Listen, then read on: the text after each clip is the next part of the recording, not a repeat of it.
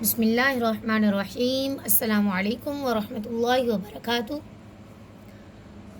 قرآن time میں ایک بار پھر سے آپ سب کو خوش آمدید۔ آج کے سبق میں انشاءاللہ العزیز ہم نون ساکن اور تنوین کا تیسرا قاعدہ پڑھیں گے۔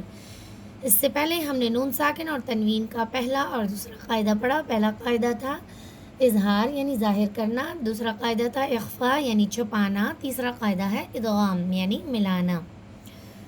آج ہم سیکھیں گے ادغام کیا ہے اور کیسے ملانا ہے۔ ادغام ہے ملانا، اور ملانے کے بھی دو آگے سے قسمیں ہیں۔ ایک ملانا ہے غنّے کے ساتھ یعنی یا واو میم نون، نون ساکن کے بعد یعنی جس نون کے اوپر جزم ہو اس کے بعد اگر لفظ یا واو میم نون آ رہا ہو تو ہم غنّے کے ساتھ ملائیں گے، ہم غنّہ کر کے پڑھیں گے۔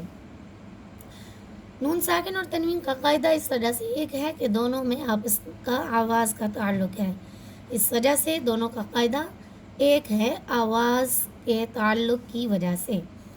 یہاں پہ اب ہم نون ساکن کی ایک مثال دیکھتے ہیں۔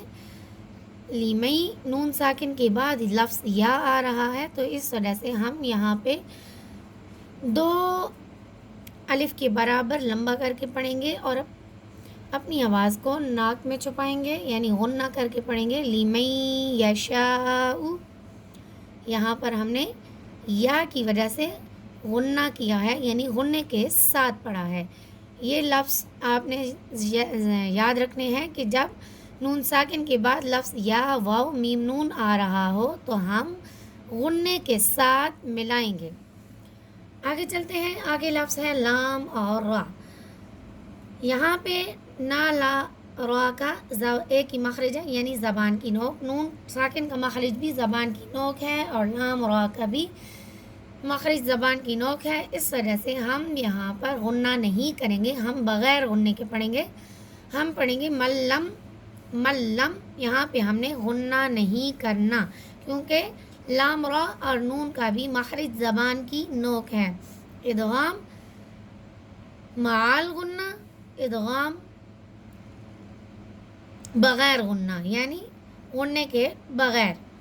یہاں پہ ہم نے غنّہ کرنا ہے، یہ لفظ ہے یا واو میم نون۔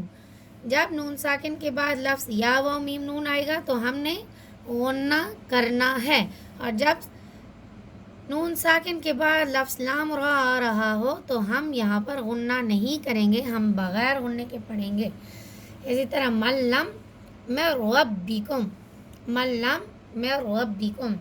تنوین کا بھی اسی طرح سیم اصول ہے کہ جب یا واو میم نون، نون ساکن کی طرح جب یہ آیا تو ہم نے یہاں غنّے کے ساتھ پڑھا ہے، جب تنوین کے بعد بھی لفظ یا واو میم نون آئے گا تو ہم یہاں پر غنّہ کریں گے یعنی غنّے کے ساتھ ملائیں گے، اور جب لفظ لام را آئے گا تنوین کے بعد بھی تو ہم یہاں پر ملا کر تو پڑھیں گے لیکن غنّہ نہیں کریں گے۔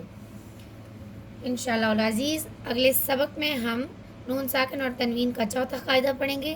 آج کے سبق میں آپ سب سے اجازت چاہتی ہوں، اللہ تعالیٰ آپ سب کا حامی و ناصر ہو۔ السلام علیکم ورحمۃ اللہ وبرکاتہ۔